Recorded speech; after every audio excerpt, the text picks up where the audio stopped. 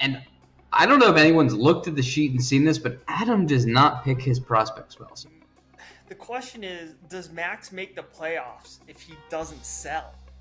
Good evening, gentlemen. Welcome to the first and hopefully last episode of the Fuck the Nats podcast.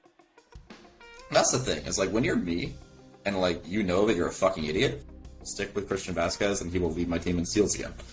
The memories that come to the surface most clearly are me sorting my baseball cards one way one night and then completely redoing them the next night. Actually, I'm going to reframe this. JD, why don't you start by talking about Dylan Beavers? Apologies, I couldn't hear your question because the audio went out.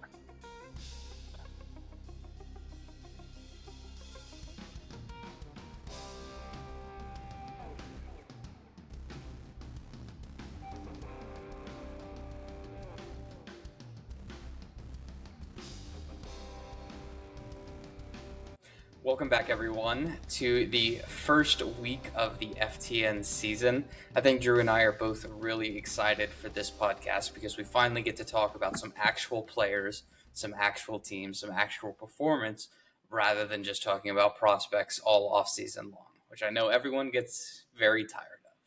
So without further ado, we're going to jump right into this thing, talking about our big storyline of the week. Drew, take it away. Yeah, thanks, Ben. Let me just open this up, and He's we'll very be well prepared. on our way.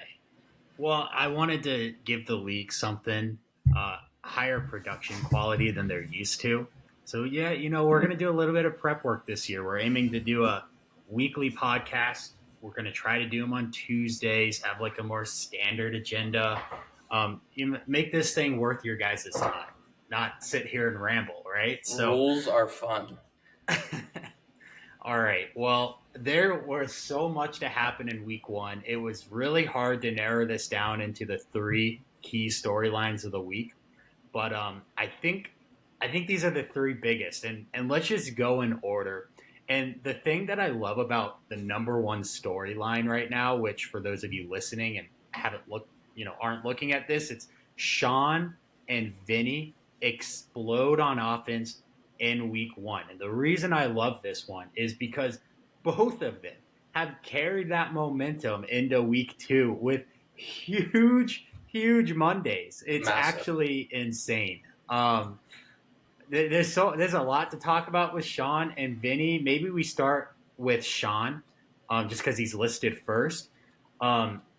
Obviously, I went into a matchup against him, and I already felt like I was going to get obliterated because he had those early Dodgers players in the Korea series, and then Mookie Betts decided to do his best Barry Bonds impression. It was insane, man. There was at one point this week, and I was looking at Mookie Betts. He was like 11 for 18 with 7 walks, which is like, I know at bats doesn't count walks, but like 18 for 18 if you include the walks and the hits. Crazy stuff, man. Mookie Betts demolished me, but it wasn't just Mookie. It was so many guys on his team doing what Sean bought them to do. Mike Trout with a big week too. The Stars produced. Sean had a great week. I picked him as the early season favorite, and I think he's not just proving me right. There's a few other people that picked him as well, but he looks like the early odds-on favorite, at least from Conference 1.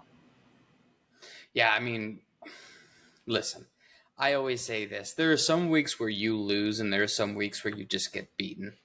Like, if you had the unfortunate, reality of playing one of these two guys, you were never going to win.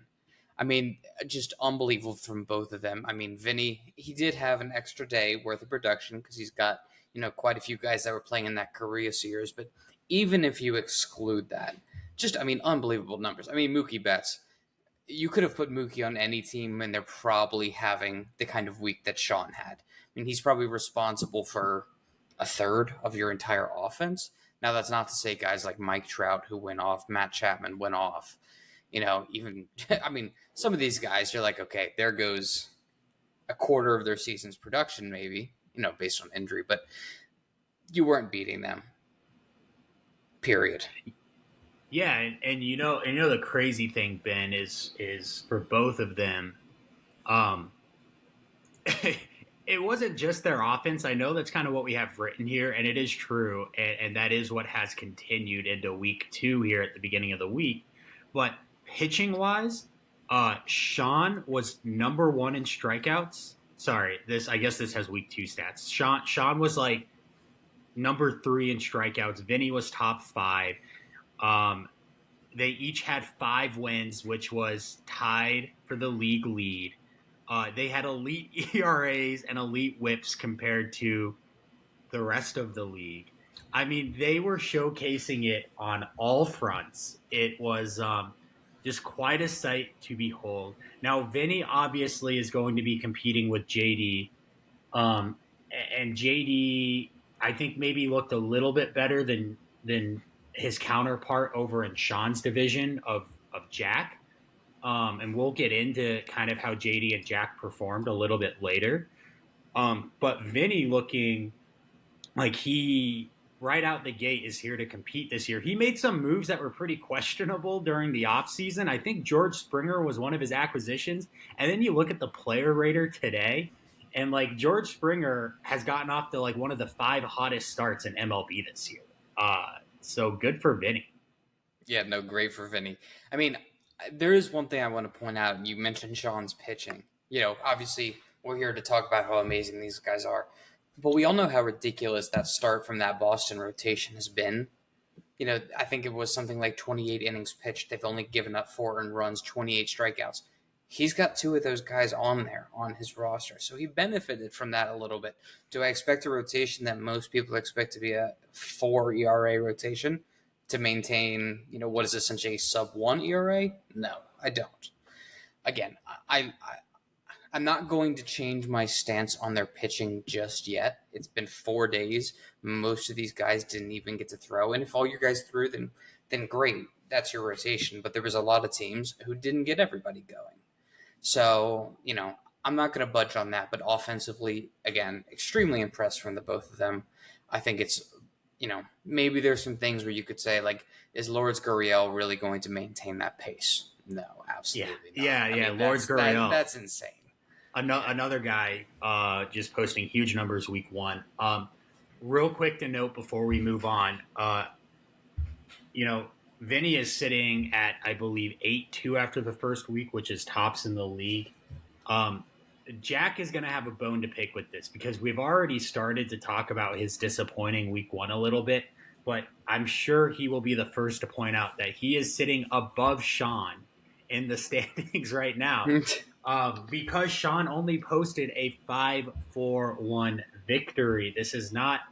I'm not taking this opportunity to kind of promote myself here, but it is important to note that Sean ran into what has to be the greatest pitching week I will ever have in my FTN career.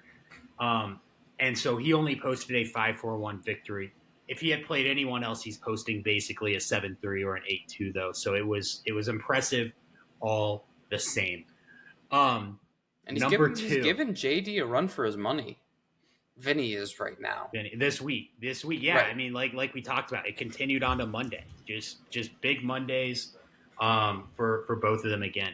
Sean's got Jacob in week 2. Number 2, Ben. Well, this is going to be interesting to talk about. Ryan and yourself mismanaging your staffs. How it happened was very easy. I'll explain mine very quickly. I'm sure no one's really interested. But essentially, I thought I was going to skate by enough. If I got 5 innings from everybody, had a few reliever starts, I would be close. And then, hey, maybe I'll pick somebody up. What I forgot was the day where we rolled over into actually using acquisitions. I know JD was very good about selling everyone, but I used all of them up and just had to make do with what I had. So it happens. It was a 4-day week. It's weird. It's all right. Yeah. This week definitely required some acute planning. And I'm sure there's going to be people out there who are like, well, if you just had top 3 rotation guys, this wouldn't have happened to you. Like, yes, thank you. If my team was fully composed of day 1 starters, then yeah, I'd win every single week. There was one owner who wanted to anonymously put on record that Spencer Strider pitched this week and the owner of Spencer Strider did not qualify for ERA and WHIP. He just wanted that to be a known comment.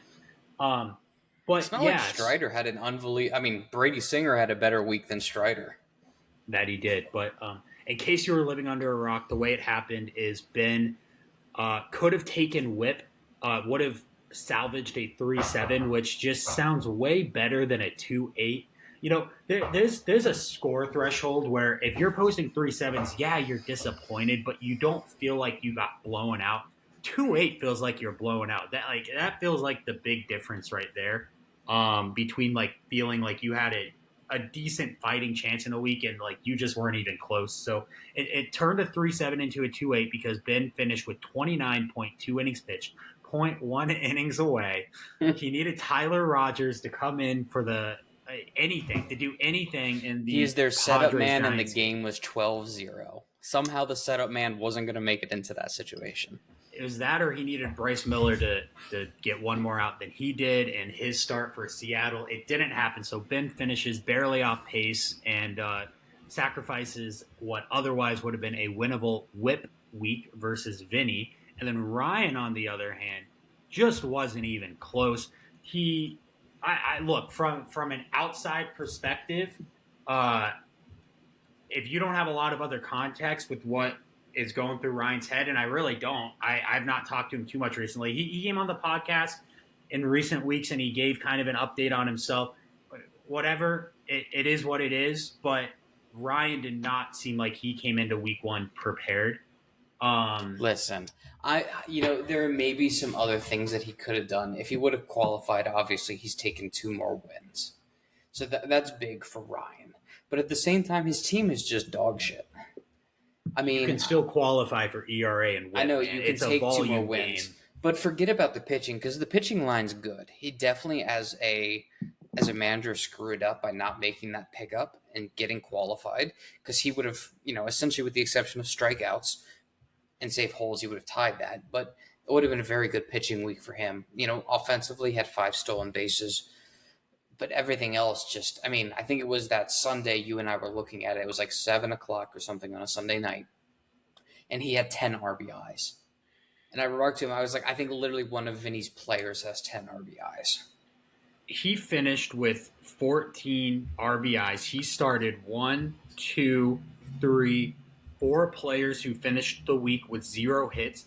Kepler 0 for 4 in his starting lineup. Sean Murphy 0 for 3. Jose Abreu 0 for 11, and Chris Taylor 0 for 4. In addition to the 0 hit guys, he started a 1 for 6 Leody Taveras and a 1 for 11 Jeff McNeil. Not even the current day hit king Luis Arias could manage much of anything with a 2 for 18 performance on the week.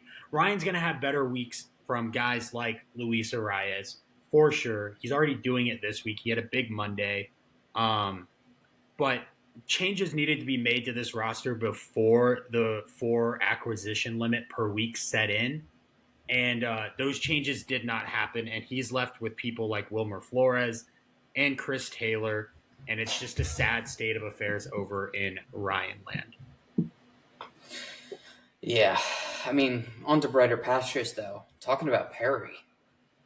Absolutely. Yeah. So Perry, coming into the league last year to inherit the last kind of train wreck that Ryan left behind, had not won a divisional game ever, or for that matter, a conference game. His only win that he posted in FTN last year was against Conference 2, and the one of those guys has already left the league, so his only win that he's ever posted against anyone entering this week was against Vinny. He can now add a second opponent to his list of defeats, or his list of victories from his perspective, right? So he comes in, he beats Max, and just what looked like a close matchup through the weekend, like going into the weekend, and then during the weekend, Perry just kind of took control. Now, the pitching wasn't pretty, but the offense did what I think Perry was really looking for with his young guys. I'm a Volpe maniac. Let's highlight Anthony Volpe for a second. He had an amazing week. He had another good Monday this past week. If he explodes and delivers on his top 5 prospect potential from last year, watch out, because he is hitting in a loaded Yankees lineup in a great ballpark and a great division for hitting. This guy could be a top 5 shortstop by the end of the year. It shouldn't surprise us, but I think it will.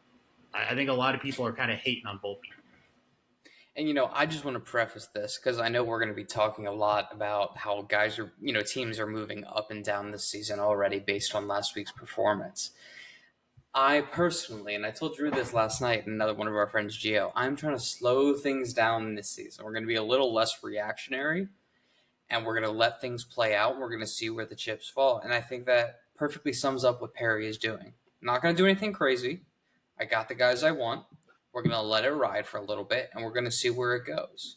And I think that's absolutely the way to take care of business, and especially if you want to get yourself out from the bottom, you can't make rash decisions to end yourself back up there. It was a great week for Perry, offensively and pitching. I mean, the ERA and the WHIP's a little inflated. He had some guys get blown up. But he can always play the volume game. If he's going to go out there on a given week and get you 50 to 70 strikeouts, spot starter 2 to get to 80, he's going to be competing for, wins, strikeouts, save holds, and ERA and WHIP be damned. And, I think on a greater level, I think ERA and WHIP is going to be up across the league this year. Because it just feels like Drew said something to me last night where he feels like the 4th and 5th starters on a lot of these teams are worse. And I could see where it's like, okay, people just commit to being like, I don't care about ERA and WHIP. I'm going pure volume. JD's shown it to work. Jack has shown it to work. So maybe Perry's saying that's what I want to do. Yeah. Real quick on that, I saw an article on ESPN this morning that offense across the league is up through the first week of the season as compared to prior years. So, yes, definitely feels like we're in an offensive environment this year. ERA and WHIP feels like it's up across the board. It feels like it was up last year, too. Maybe we're in an environment of a rising offensive environment, which would be a lot of fun for this league. Right. Maybe it's due in part to stolen bases. I saw stolen bases are holding steady from last year, still at about 80% success rate, so love to see that. Just a quick note before we move on to our next kind of segment here, but Perry currently putting the hurt on Jack on a Monday up 6-1-3. And before you say small sample size, Jack's sitting at a 6.3 ERA and a 1.6 WHIP with his streamed starters yesterday because he's a washed owner. And Perry with a 3.55 ERA and a 0.87 WHIP and ahead on strikeouts with a save hold in tow. So, Perry, this would be a huge week for him if he can go back-to-back in the conference. What a statement. Oh, 100%. That's kind of the big theme, I would say, for week 1 has been, is there was some shakeup a little bit. Some things happened that we really did not expect to have happen. And that's a lot of fun for the league. No one likes the same thing over and over again. We were saying Sean's building up. Sean's going to be a good team this year. Can he do it? Can he make that manager difference jump to get there? Week 1, I think, has shown both of us he's perfectly capable of doing it. We talk about Perry. Can he get out of the rebuild? Can he start winning games? And boom, the proof is right here. Yes, he can. Is Jack and Max getting too old? Yes, they are. They're starting to get worse.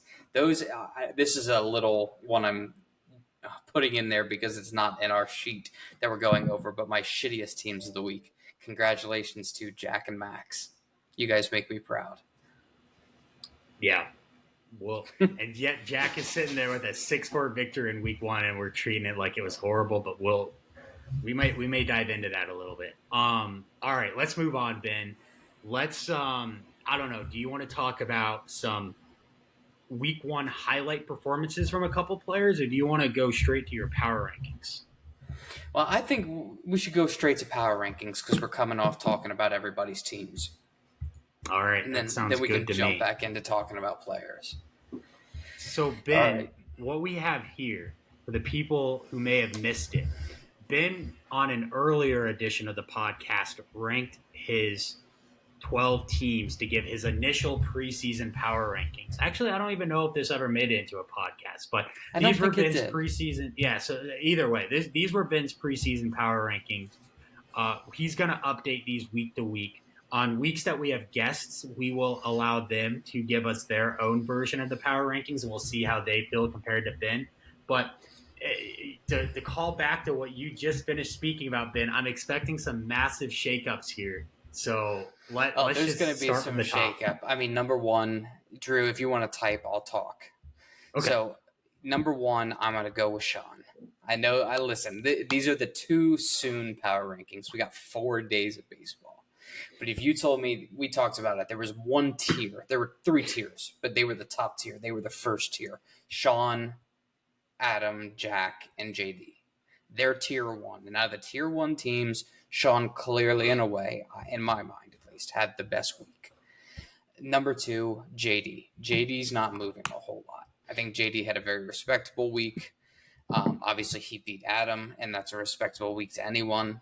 The winning streak does not stop for JD. What else can you say? Number 3, I'm probably going to go with, Adam. Because I don't think Adam had a bad showing. He just ran into JD. I think the two of that kind of cancels out. And for everyone watching, this is purely off the cuff. I haven't thought about this beforehand. So if you have problems with it, you can shove it up your ass. At number 4, and I want to put Jack here, but I think Jack needs to be lower. And then I run into the problem of, who's going to be higher than that? I'm not going to put you in number 4. If that's what you're like, puppy dog in the face. There's a certain guy we just highlighted who's coming off an 8-2 Perry victory. At 4. Perry at 4. No. My bad. No, sorry. You're absolutely right. Please move Adam down 1 space and place Vinny there. You're absolutely right. I apologize, Vinny. That's a huge jump for those 2 guys right there. All right, now I can safely put Jack at number 5. I know Jack's been upset about his performance, recently. It's still a good team. I expect it to, average out over the course of a season. We were 4 days in. Now we're 5. It still hasn't picked up, but it is what it is. At number 6, God, I hate to do this. It makes me physically sick to put this on paper, but we're going to go Drew at number 6. I thought you were going to take Graydon. He's coming off a 7-2-1 victory. But against Ryan. I'm shocked. shocked. Like the Athletics proud that they beat a single A team. Like, congratulations, guys. I'm happy, but I'm shocked. Listen, like you said, you made it a close week versus Sean, and Sean's number 1. If you can make it a close week versus the number 1 team, you've at least earned a 6th place spot, or at least a bump, at least. Best division in FTN. All right, right here, I'm going to put Perry. That is aggressive, and I love it. Yeah, again, beat a team that a lot of guys have said consistently can, Max just wins games. He somehow finds a way to do it, and he didn't. Pure and simple. Not sure why Perry's number's not updating on the trend, but I'm sure Drew will troubleshoot behind the scenes. Then we're going to go with Graydon. It was a convincing win. There were some things I didn't like. 1 win, 1 save hold. Not that impressive. Sorry. It's just not that great. The ERA and whip wasn't that good either. Again, I think he just got lucky. Like you said, if Ryan would have been smart and started another pitcher, it would have been a much closer game. It would have been 5-4-1. And that doesn't look that great for Graydon to come out of that 5-4-1 versus Ryan. So Graydon does move down a little bit. I'm not penalizing him because he won. I'm penalizing against who he won. Number 9, I'm going to put Jacob.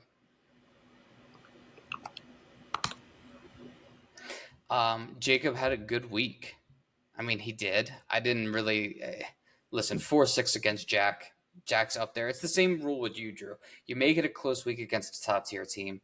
Really, I think Jacob actually probably deserves to be up a little higher, but I want to see some more from the pitching side of things. A 7 ERA. That's pretty damn high, and I don't know if your best guy's having a 7 ERA in the first week is going to necessarily bode well for the rest of your season. Everything else was solid across the board. I really think you could probably interchange Jacob Graydon and Perry pretty easily. At number 10, I'm going to go ahead and put myself. I didn't hate my week last week. I think that obviously I lack the front end starters that I once had due to either injury or being traded away. Offense got up to a slow start on Monday, kind of picked it up, but it wasn't enough, and I got fucking smashed. It is what it is. 11, I'm going to put Max.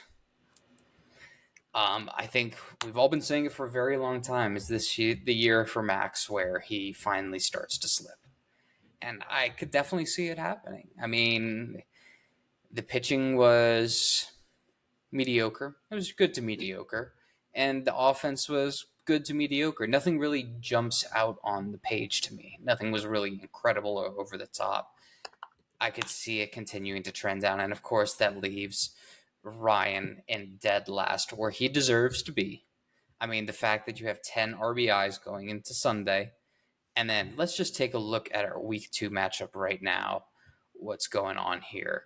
So if we're going to take a look at Ryan, and I haven't seen this yet, I just want to see where he's at. So where is Ryan?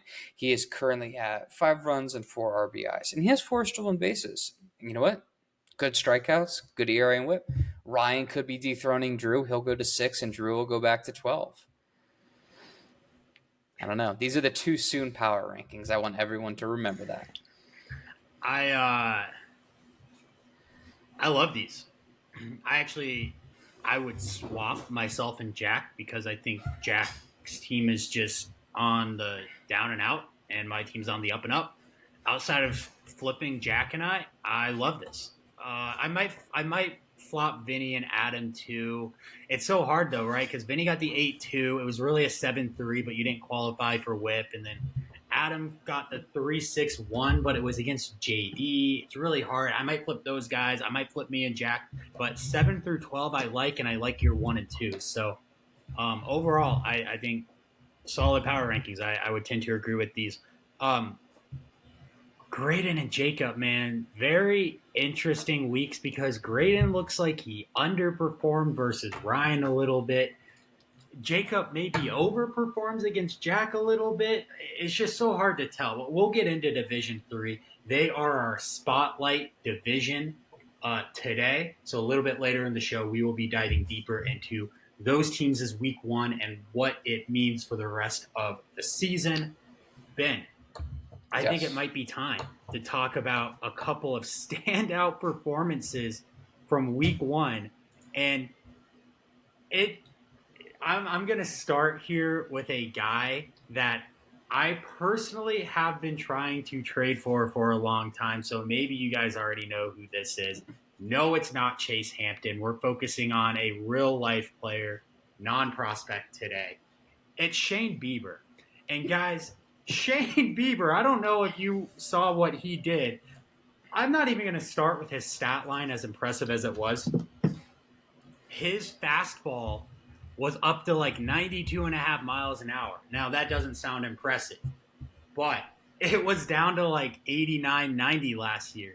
It was not good. Now, he was still learning to be an effective pitcher with a decreased fastball velocity last year. Sure, he wasn't Cy Young candidate Shane Bieber, but if he regained some of that fastball velocity, and again, it was up 2 miles an hour on average over his first start this year, his stat line ended with 11 strikeouts. He might be back all the way to being a Cy Young candidate for a team, both in real life and in fantasy, desperately needs his pitching prowess. This doesn't fit the Max is shitty. This doesn't fit that narrative. It doesn't fit the Max is shitty. And if Max doesn't want to be shitty, he needs more of these types of performances from all of his veteran pitchers. Now, I think it's fascinating because, like the Guardians in real life, if both of these teams look kind of out of it, as I think maybe a lot of us expect they will be come the trade deadline, and Shane Bieber is pitching like he did week 1 this year, that is a sell-high candidate once again. Absolutely. I mean, Max is kind of the king of that, is rostering these guys long enough to where they still have their value and then dumping them onto some team when they've exhausted all of that value. I mean, Shane Bieber, obviously, I'm not a huge Shane Bieber fan. I think the fact that the Guardians didn't have him, I don't know. It's a tough one because how old is Shane Bieber at this point? 29, 30. Oh, really? I thought he was older than that. I could be wrong. If that's pretty the case, late as a prospect. If Shane Bieber's only 29 or 30 years old, then I'm going to retract what I'm going to say. So I need you to find that out for me. But nonetheless, it's an extremely impressive line. Shane Bieber is 28. He will be 29 at the end of next month. So he's pretty young. Yeah, I mean, I didn't realize I thought Shane Bieber was like 33 or 34 years old. I mean, that's kind of the age of a lot of these guys in their prime right now. It's that 28, 29-year-old, time zone. So it's like for Shane Bieber, man, Max could have this guy on his team for a few years and really get a lot out of him if he can find that composure back to that form he once had. Yeah, Shane Bieber's final line, 6 innings pitched, 4 hits allowed, 1 walk, 11 strikeouts, only 83 pitches. Guardians were being careful week 1. And you give him another inning, he may have gotten like 13 Ks. Now, all of this comes with the big giant caveat that his performance was against the Oakland A's. It's true. So, and the Oakland A's have been probably the worst team we've ever seen. They're the Ryans of the MLB. A lot of you may have seen it because I know quite a few people in the league were tuning into Joe Boyle's first start of the year last night. The Oakland A's matched a record last set in 1906 with 13 errors in their first 5 games of the season. Now that doesn't affect their flailing swings on offense that they would have had against Shane Bieber, but nonetheless, this is a historically awful baseball team. So just wanted to throw out Shane Bieber, though, highlight an incredible first start and a pitcher that I still think has it. I mean, 28, guys. I mean, be honest with yourself. Who else thought he was only 28 years old? I still don't believe you, actually. Right. Exactly. So, well, let's move on to another pitcher with another 11 strikeout performance, and that is Mr. Bobby Miller.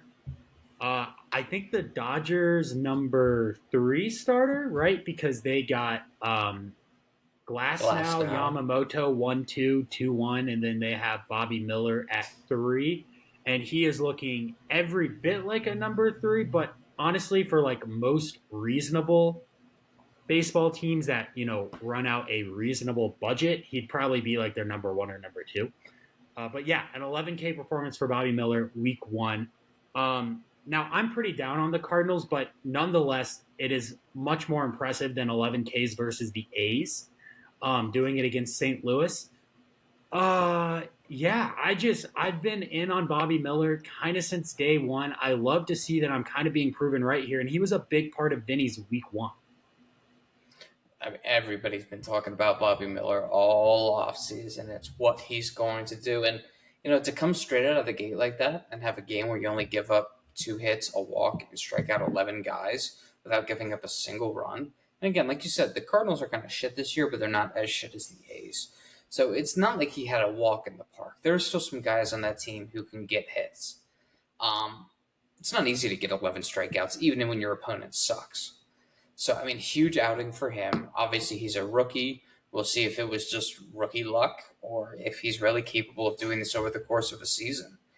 But it's huge for Vinny. I mean, because that's really what we talked about is his pitching needed to kind of match his offense. And if you can have a guy like Bobby Miller who's going to come out and get 220, 240 strikeouts in any given season with a, high 2, low 3 ERA, I mean, he's now a championship contender just solely based on that guy.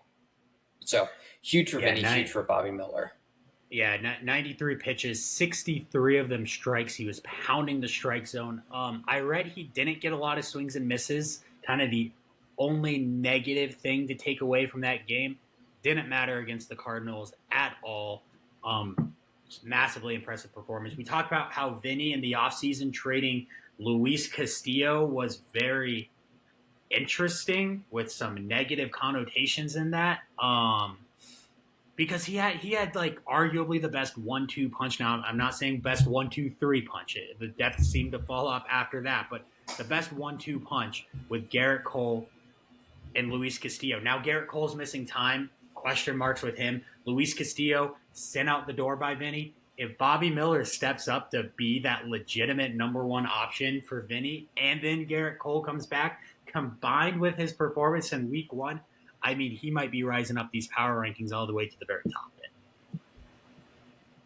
Very well could be. All right, so the third guy we want to talk about, and honestly, I know people are going to be like, why on earth is this the most exciting of the three to you? It was Jared Jones of the Pirates. I mean, just had an unbelievable start. And the minute I watch him pitch, I recognize it. It's Spencer Strider. To me, this guy looks exactly, and he pitches exactly like Strider pitches. It's that extremely potent fastball with that just destructive slider. And just throw that combo over and over and over again. You're either going to guess the fastball or you're going to miss it. And you're either going to swing for the fastball or you're going to miss the slider. You know, it's such a potent combination. I mean, sure, he gave up some runs. He got hit around a little bit. But still, I mean, on the strikeout numbers, how many did Jared Jones have? I switched my page, so I need to pull it back up. But he had 10 strikeouts over 5.2. Now, again, we'll say it's against the Marlins. So, all three of these guys played some not so good offenses. But he still got hit around a little bit. I mean, but still a sub-1 whip, 10 strikeouts with the win. And for a guy whose name I had not even heard 2 months ago, never knew who this dude was, to come out there and do that, big fan. What's the headline of that article that you saw today on Jared Jones? Let's all get irresponsibly excited about Jared Jones. I think that sums it up perfectly. That's the one, yeah. Yeah, I saw that headline today too. Apparently the baseball media is loving this guy. Top 100 prospect in Pittsburgh. Can you imagine the 1, 2, 3 of Paul Skeens, Mitch Keller, Jared Jones that they're going to run out there en route to their first NL Central title in forever this season? From a neutral perspective, I can't wait to watch it. From a Cardinals perspective, I fucking hate it. But yeah, Jared Jones, massively impressive, and doing it for Perry, which again, part of that just massive week 1 for him. Congratulations to him and his franchise for getting that monkey off his back of getting his first divisional, first conference win. Love to see it. Okay, well, let's dive into Division 3. They're the newest division, and we talked about them right out of the gate on some early editions of the podcast this offseason, coming right out of the expansion draft, what we can expect from them. They've made some moves since then. Ryan trading Aaron Judge, for instance. Each of them had some very interesting week 1s. Kind of touched on it, but Graydon beats Ryan in a divisional game, 7-2-1. I think Ryan, had he qualified for ERA, would have taken that over Graydon, so it could have been like a 6-3-1.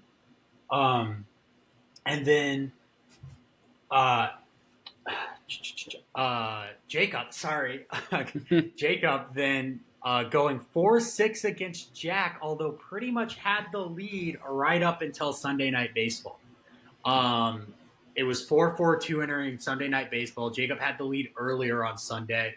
Jack comes back with a huge Max Muncy home run that basically won the game for the Dodgers in real life, and took some categories from Jacob, because I'm pretty sure they were tied in like runs and RBIs, so that took like 2 of them. Still, an impressive debut from Jacob against one of the league's best teams over the past 4 seasons in his debut, and I think the match was closer than anyone expected, and the fact that he even could, look at this and say he could have had the win except for the Dodgers, and that Jack had to rely on the Dodgers to beat him, Perry can leave feeling pretty good with his head held high, I think, in after week 1. What are your kind of takeaways from any of these three guys' performance, other than Ryan is shite and wasn't prepared? Well, I would say that Graydon and Jacob did exactly what I thought they would do. I would say that. I didn't think that either of them were going to be bad teams. I didn't think they were going to be first-tier teams, but I didn't think they were going to be bad teams. So kind of not surprised. It's 1-2. You know, maybe Graydon got that bump from Ryan's mistake. So we'll say it's like, you know, it goes 5-4-4. You know, Ryan probably deserves less wins, and maybe Jacob and Graydon deserve another win. But I think where they're sitting right now is probably where we're going to see this season end. I think maybe, and again, these are way too soon predictions, you could see maybe Jacob leapfrog Graydon, but it's not going to be by much. I think they're pretty closely matched teams. I give Graydon the slight edge, but I think that if some of, you know, Jacob's guys take that step forward, then obviously he could make that leapfrog over him. But it's going to be really interesting to see. Ryan, in my mind, you know, if you have a shit team, you at least have to play the waiver wire. And if you don't play the waiver wire, you have to have a good team. And if you do neither, then you're perpetually garbage. So it's not even worth mentioning. Who had the more impressive week 1? Graydon with the 7-2-1? No, it was Jacob? It was 100% Jacob. And I would say the only reason Jacob is not above, I don't believe I put Jacob above Graydon in the rankings. I already have forgotten where I put everybody. But no, I have Graydon one spot ahead of Jacob. And I think that's right where it should be. Jacob had a very good first week. But again, it was only 4 days. Let's give everybody a full week or two of baseball before we start deciding those things. Because, I mean, just looking at it right now, again, we're not trying to bring this week's stats into last week, but we can't help but acknowledge the fact that they exist. Sean's currently smacking Jacob pretty hard, to the tune of Jacob doesn't have a single win. He's probably going to get swept on the pitching categories at this point. And Sean's offense will put up there with anybody. So Jacob could walk away this week pretty beat up. And, you know, Graydon gets me this week. Currently, he's losing 1-6-3. And then, Drew, do you mind telling everybody what's the score of your game with Ryan? I don't want to talk about it. No yeah, comment. Ryan's actually currently beating Drew. So based on what we've said about Ryan, just let that soak in there for a second. This division, with the exception of Ryan, is really up for grabs. Either one of them is going to get it. Either one of them have good teams. I don't think either one of them have great, overwhelmingly great teams, but they're good teams. I think it's super interesting that Graydon's best pitching performance of the week came from prospect Kyle Harrison. He has an older staff, and he's still waiting on 2 key contributors to come back. Jordan Montgomery, obviously not playing games since he signed so late in free agency this year. And Walker Buehler, he's obviously still waiting to kind of build up his innings coming back from some massive injuries the last couple of seasons. If Kyle Harrison rises to be his number 3 starter along with Buehler and Montgomery, Graydon could have kind of a real rotation right there, but it was a very, very rough week 1. Chris Sale, not great. Chris Bassett, not great. Maybe he's finally old. Could just be the fact that they played the Rays. And then I thought the other thing that was very interesting to take away from Graydon's performance was he texted me at some point over the weekend, and he's like, "Why is Andres Jimenez my best player?" And looking at the player rater, he finished as his 3rd best player on the week, but that was behind the LA Dodgers' Teoscar Hernandez, who hardly counts because he had 40% more games than anyone else played on the week, and Adolis Garcia, who plays in maybe the best lineup in the American League. So Andres Jimenez, a big week for Graydon. I think no one brought up his name during any of the preview segments that we've done. No one talked about him during the expansion draft. Looking like a great mid-round find for Graydon. I think the player to highlight for Jacob here is Francisco Alvarez. Out here hitting .429 with a dinger already. perhaps the only bright spot on the Mets. And you see, I'm going to disagree with you here just once. Not that Alvarez hasn't been doing great, but the man that Jack and I waited so long on, Brian Hayes.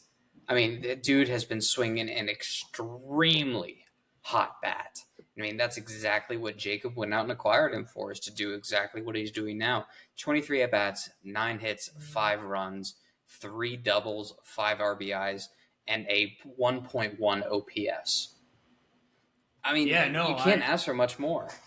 I appreciate you bringing up Brian Hayes, because a huge week. Now, I feel like we've seen some really hot weeks from him at beginning of seasons before. So we'll see if he can keep it up. Again, those Pirates are undefeated. And then he got a big game-winning home run from Jordan Westburg, a walk-off for the Orioles. I believe that was just yesterday. Yeah, yesterday against Kansas City.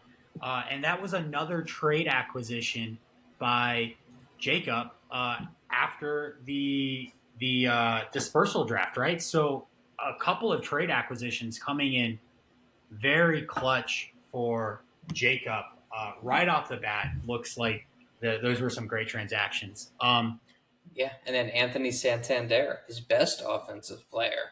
I mean, who knew that if you were to say who's the Baltimore Oriole that's had the hottest offense to start the year, my pick wouldn't have been Anthony Santander. But, man, he is just absolutely killing it right now. Yeah, that whole offense in Baltimore is kind of just raking.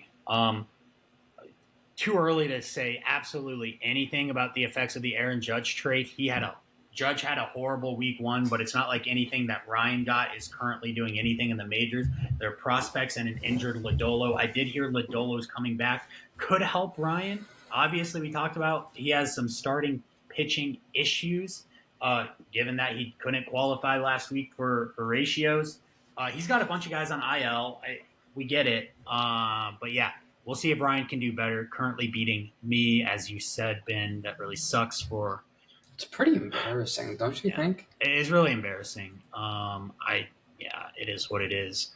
Let's go into let's talk about a new segment. Christopher Morel just hit a home run. That's the segment we're talking about, baby. Let's go. All right, sorry to interrupt. No, that's fine. I mean, we've talked about Morel, right? Like, you start him while he's hot, you'll drop him in May, and you won't feel bad about it at all because he's already hit you 12 home runs. So this is a new segment that we're going to do every week until the MLB draft. It is a prospect spotlight on MLB draft players. So we're going to count down from MLB's rankings all the way to number 1. Which means this week we are starting with none other than, let me pull up his name to make sure I got it right. It is Hagen Smith, a pitcher. I believe he's a right-handed pitcher in college. He is indeed. He's a left-handed pitcher in college out of Arkansas. It looks like he pitched for Team USA. All these guys that we're going to be talking about over the next 16 or so weeks are projected first-round guys. So Hagen Smith, I don't know, Ben, if you know anything about this guy. But absolutely zero. This is the first time I'm seeing him. Just quickly looking, he's 6'3", 225, so he's got a pitcher's build. He's already had Tommy John surgery, which ironically enough is like a positive when looking at pitching prospects these days in a weird, twisted, dark sort of way. Yeah, they say the arm's stronger after it. The arm's stronger, yeah. He's sitting 92 to 95, and he touches 98. Now, I got to say, a guy who's 6'3", 225 should be throwing harder than 97. He should be throwing harder than that. What a world we live in to say that. I mean, but I would expect that. You look at any guy who's a 6'3", 225 pitcher, and you're expecting him to be able to ratchet up there. Like, you're saying he tops out at 97. He should be, like, sitting 97 all the time. But, again, he's a college guy. There's a lot more years to go.